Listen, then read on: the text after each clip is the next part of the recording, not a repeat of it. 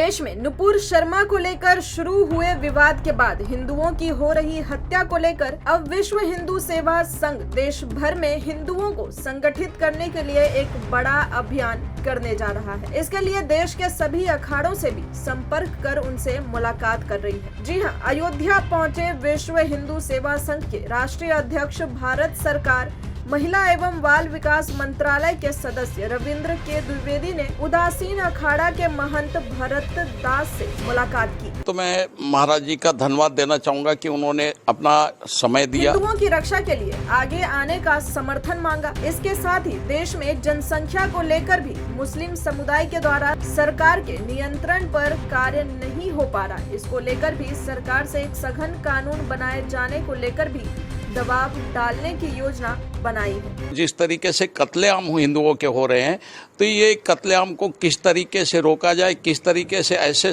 जो popular front of India का नाम आ रहा है उस पर किस तरीके से प्रतिबंध लगाया जाए, ये सब आज हम यहाँ से अयोध्या में माननीय संत जी से चर्चा करके तय करेंगे और इसके लिए एक बड़ा मंच तैयार करेंगे। और वहीं रामनगरी अयोध्या पहुंचे विश्व हिंदू सेवा संघ के राष्ट्रीय अध्यक्ष रविंद्र के द्विवेदी ने कहा कि जिस तरीके से देश में घटनाएं हो रही है, उन्हें किस तरीके से रोका जाए, जिसको लेकर आज अयोध्या के संतों से मुलाकात कर चर्चा पर पहुंचे हैं। और अयोध्या आने का मेरा मकसद था कि हम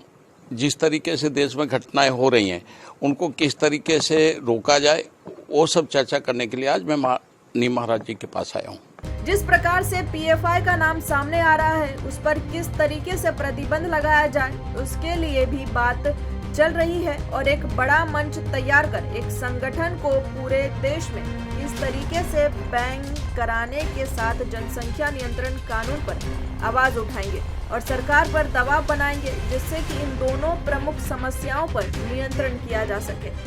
पूरे देश में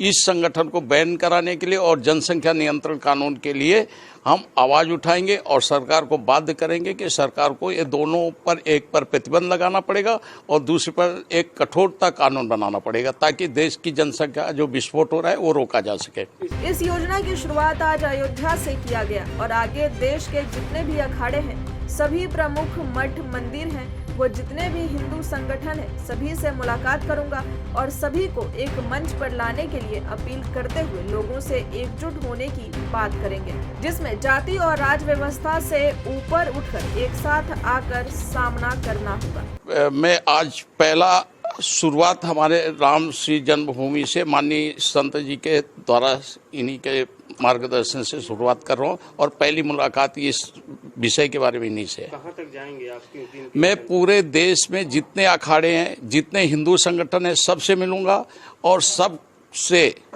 अनुरोध करूंगा कि अगर आपको अपने धर्म और राष्ट्र की रक्षा करना है तो आपको सबको ऐसे आतताइयों के खिलाफ आवाज़ उठानी पड़ेगी। और जिस तरीके से जनसंख्या का विस्फोट हो रहा है हमारे देश में और उससे हिंदुओं को तकलीफ हो रही है, वो अगर तकलीफ आपको रोकना है तो आपको सारे लोगों को मिल करके, जाति व्यवस्था से उठ करके, राज व्यवस्था से उठ करके, एक साथ आकर के